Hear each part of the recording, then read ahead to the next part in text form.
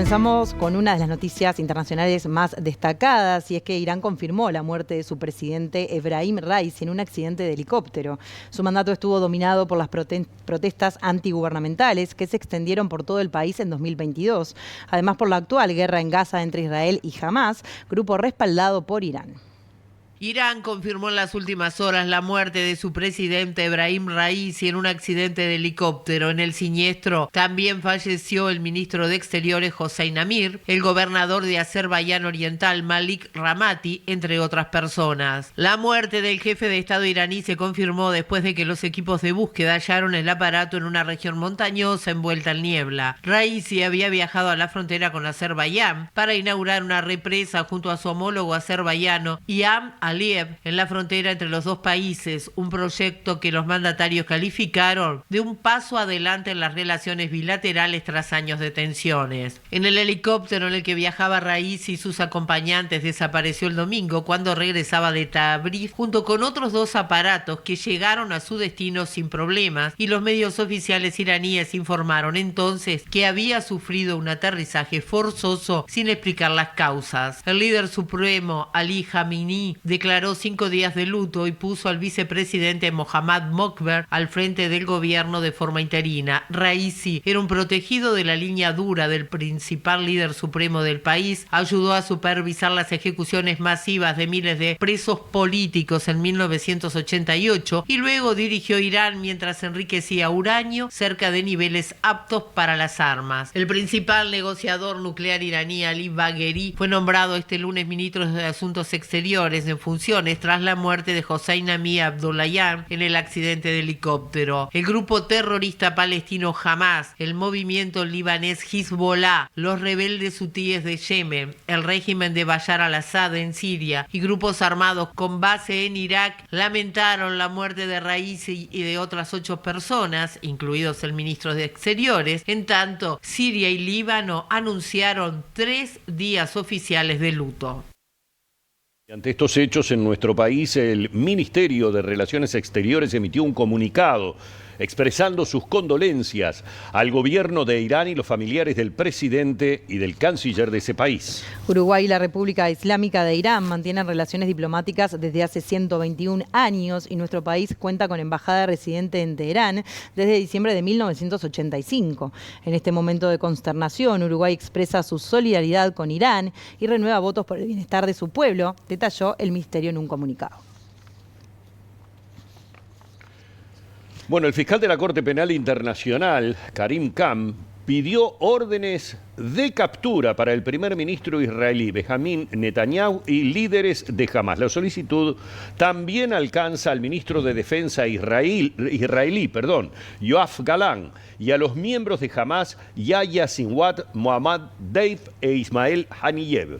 Sobre las acciones israelíes, Khan señala los efectos del empleo del hambre como método de guerra, junto con otros ataques y castigos colectivos contra la población civil de Gaza, son graves, visibles y ampliamente conocidos. De los ataques de Hamás el 7 de octubre, dijo haber visto por sí mismo las escenas devastadoras de estos ataques y el profundo impacto de los inadmisibles crímenes contemplados en las solicitudes presentadas hoy.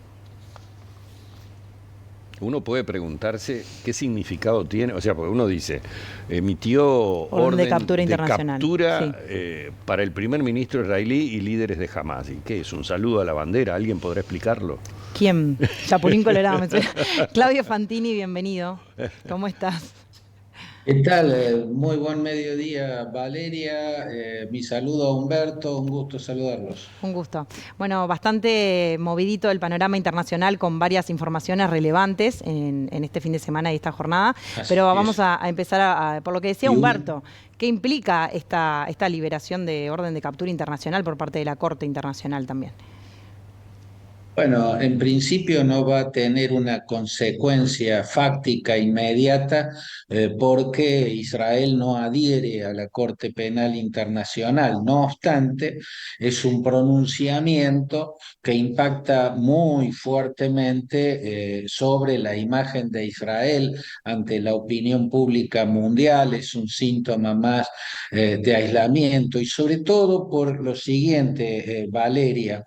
Hasta acá la la denuncia que se había planteado en la Corte Internacional Penal de La Haya contra Israel era una denuncia que solo centraba en las autoridades israelíes la responsabilidad por las muertes que son de estadísticas ya escalofriantes, aunque no sean las que está diciendo Hamás. Yo personalmente no creo en las estadísticas de Hamás, pero está claro que objetivamente las muertes civiles y la destrucción civil suman muchos miles de personas y entre ellas hay muchos miles de niños. Todos los observadores de la ONU, de la ONG que están viendo permanentemente una cantidad inmensa de cadáveres civiles y de cadáveres de niños. Por lo tanto, no hay sorpresa en esto que ha formulado el fiscal de la Corte Penal Internacional de La Haya. Eh, lo novedoso acá y que agrava la situación de Israel es que esta denuncia es más completa y por ende más seria que la que presentó Sudáfrica, porque la que presentó Sudáfrica solamente centra la responsabilidad de los crímenes de guerra que indudablemente se están cometiendo en la Franja de Gaza. Las estadísticas en sí mismas hablan de manera objetiva de que esta guerra se ha transformado en un crimen contra los civiles de Gaza. El Sudáfrica solamente veía un responsable en su acusación. Lo que plantea el fiscal involucra también a la dirigencia de Hamás y eso la hace una acusación más seria porque es completa. Ya no están solamente Netanyahu y Yoav Gallant, el ministro de Defensa, está también Yahya Sinwar, que es el jefe de Hamás en la Franja de Gaza, por ende es el gobernante, el responsable máximo de Hamás. También está Mohamed Deif, también está, que es el jefe del Sedim al-Qassem, el brazo miliciano que tiene Hamás y maneja también la Yihad Islámica Palestina, que es una milicia aliada, pero que actúa de manera conjunta, ciñéndose a las estrategias que Mohamed Deif le imparte. Y también está Ismail Haniyeh, ¿no? Que fue el jefe de Hamás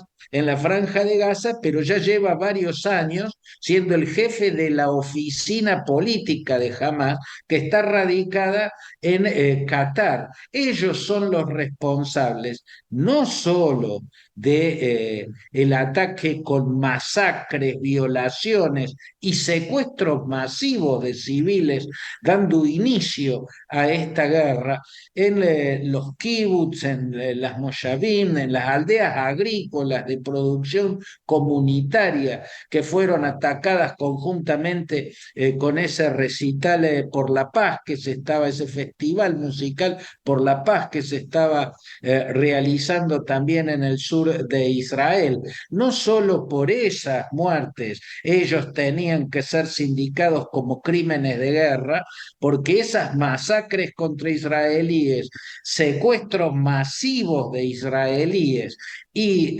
violaciones masivas de mujeres israelíes es en sí mismo un crimen, pero además de eso se suma el hecho que la estrategia de Hamás son las muertes de los palestinos civiles.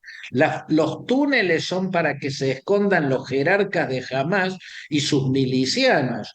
En la superficie están los civiles a la intemperie, sin refugios antiaéreos, sin misiles antimisiles, sin alarmas que avisen a tiempo para que puedan, no sé, tratar de cubrirse con lo que puedan. Están a la intemperie porque la estrategia de Hamás es las muertes civiles palestinas para estigmatizar a Israel. Esto no le quita a Netanyahu y al general Galán la responsabilidad que tienen, porque la cifra de víctimas civiles habla por sí misma y equivale objetivamente a un crimen.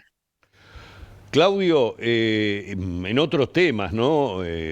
Recién estábamos informando sobre la muerte del presidente iraní. ¿Qué impacto tiene este hecho? Me imagino que además, de acuerdo a las informaciones, absolutamente descartada la posibilidad de que haya sido un magnicidio, pero a nivel político no solamente interno, ¿verdad?, sino en la región. Sí, la posibilidad del magnicidio se descarta porque objetivamente había una niebla de una intensidad que a lo que lleva a preguntarse es ¿por qué subieron a esos helicópteros y esos helicópteros con el presidente y miembros de su gabinete volaron en esa circunstancia tan adversa? Venían de un encuentro clave con Ilham Aliyev, que es el presidente de Azerbaiyán. Azerbaiyán es un país túrquico y musulmán que tiene una muy buena relación con Israel. De hecho, Israel le vendió drones militares que fueron usados en la última guerra por Nagorno-Karabaj contra los armenios. Precisamente por eso tenía una importancia grande este encuentro entre el presidente Ibrahim Raisi con Aliyev, con el presidente azerbaiyano, en la inauguración de una represa en la frontera entre Azerbaiyán y la República Islámica de Irán. Va a haber teorías conspirativas, estarán los que querrán ver la mano del Mossad, estarán los que querrán ver a las manos de los peshmergas kurdos.